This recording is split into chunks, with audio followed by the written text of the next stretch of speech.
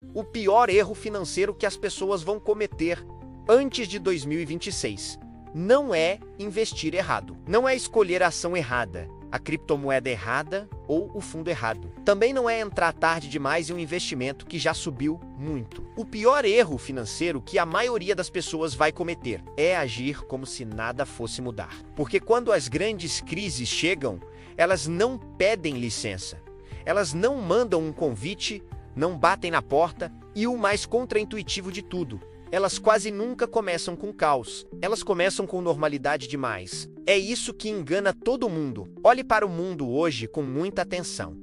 As pessoas continuam vivendo suas vidas, elas acordam, vão para o trabalho, investem seu dinheiro, consomem produtos e serviços. As bolsas de valores ainda funcionam, o sistema financeiro global ainda gira, e é exatamente por isso, por causa dessa aparente normalidade, que a maioria acredita que está tudo bem, que os problemas estão distantes ou que são exagerados. Mas esse é o mesmo cenário, a mesma paisagem, que existia antes de praticamente todas as grandes crises financeiras da história. Um período prolongado onde os riscos crescem silenciosamente debaixo da superfície, enquanto o comportamento coletivo permanece o mesmo, otimista e despreocupado. É uma calmaria que esconde uma tempestade se formando. Pense comigo nos sinais que estão aí, visíveis para quem quer ver. A dívida pública está crescendo de forma acelerada em vários países importantes ao mesmo tempo. Não é um problema isolado, é um fenômeno global. Os juros estão elevados e devem permanecer assim por mais tempo do que o mercado esperava, o que pressiona governos,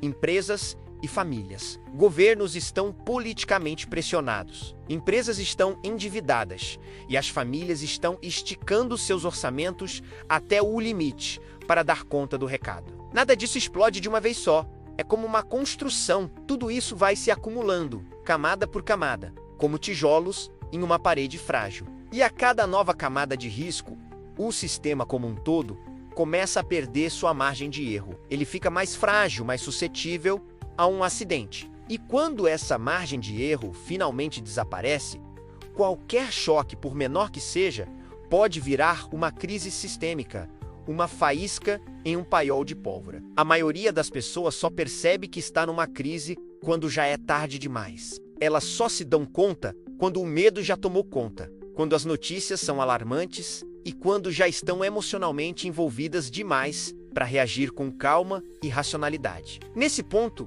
as decisões são tomadas por pânico, não por estratégia. E é aí que as grandes perdas acontecem. Por isso, eu repito, o maior erro financeiro que você pode cometer antes de 2026 não é perder dinheiro em um mau investimento. É não se preparar para a possibilidade de perder dinheiro. É estruturar toda a sua vida financeira assumindo que o cenário atual vai continuar para sempre. As pessoas assumem que o emprego está seguro, que a renda é garantida, elas assumem que os mercados sempre se recuperam rápido, como aconteceu em crises recentes. Elas assumem que o sistema, os governos, os bancos centrais sempre encontrarão uma saída. E, às vezes, eles até encontram, mas a história mostra que essas saídas quase nunca protegem todo mundo. Sempre tem alguém que paga a conta. Nosso cérebro humano foi programado evolutivamente para reagir a perigos imediatos e visíveis. Um leão correndo na sua direção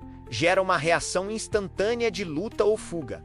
É instintivo, mas um risco lento, abstrato e gradual. Como uma dívida pública crescendo aos poucos, ou uma bolha de ativos se inflando silenciosamente, não gera essa mesma reação. Nosso cérebro não foi feito para isso. Por essa razão, as pessoas só se movem, só agem quando o problema já está grande demais, quando a água já está batendo no pescoço. Elas procrastinam a preparação porque o perigo não parece real. As crises financeiras não destroem patrimônio apenas pela força do impacto. Elas destroem patrimônio principalmente pela negação prolongada do risco. É a recusa em enxergar o que está se formando que causa o maior dano. Porque quando a crise chega, ela não pega de surpresa quem estava atento. Ela pega de surpresa quem escolheu ignorar os sinais. E aqui vai uma verdade dura, mas necessária.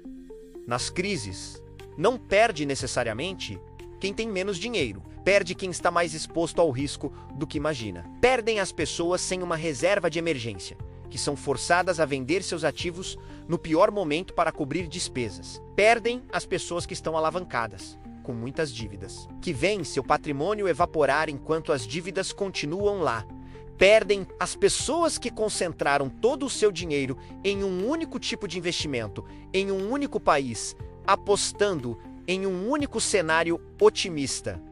A crise não é democrática. Ela não afeta todo mundo igual. Ela pune os desequilíbrios, ela pune a falta de preparação. E quanto mais tempo alguém ignora o risco, maior costuma ser o impacto quando ele se materializa. Então, como evitar cometer esse erro monumental antes de 2026? A boa notícia é que isso não exige que você tenha uma bola de cristal ou que tente prever o futuro com exatidão. Ninguém consegue fazer isso.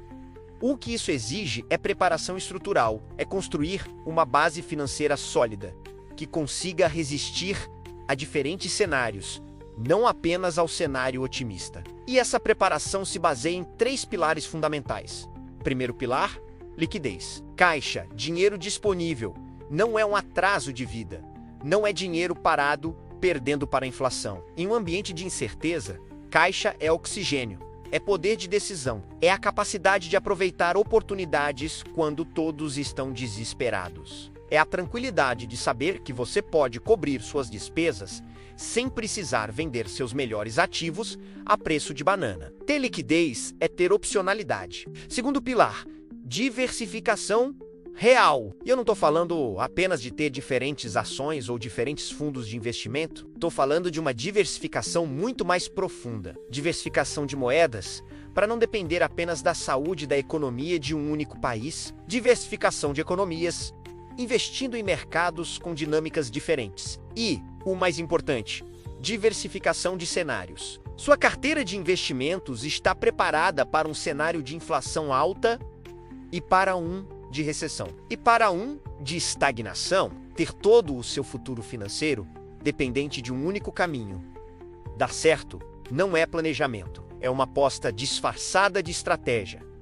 E o terceiro pilar, expectativa ajustada. Em finanças, não existe almoço grátis. Ganhos exagerados, retornos muito acima da média, quase sempre exigem que você assuma riscos exagerados. E riscos exagerados, mais cedo ou mais tarde, cobram o seu preço, especialmente durante as crises. O mercado tem uma maneira brutal de punir a ganância excessiva. Investir bem não é sobre ganhar sempre, é sobre não ser eliminado do jogo. É sobre sobreviver para poder lutar no dia seguinte. O investidor que atravessa as crises e sai mais forte do outro lado não é o mais ousado ou o mais agressivo, é o mais consciente. É aquele que entende a importância da gestão de risco. Ele aceita que proteção não é fraqueza, é a mais inteligente das estratégias.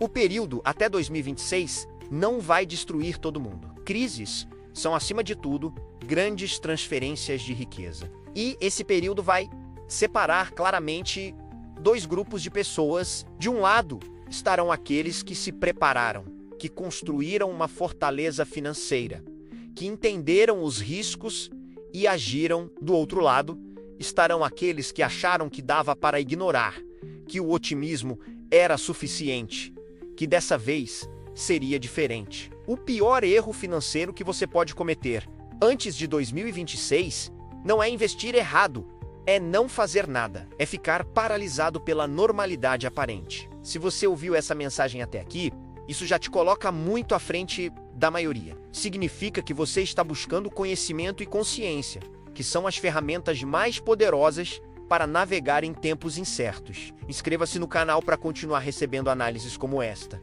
porque quem se prepara antes não entra em pânico depois. Obrigado por assistir.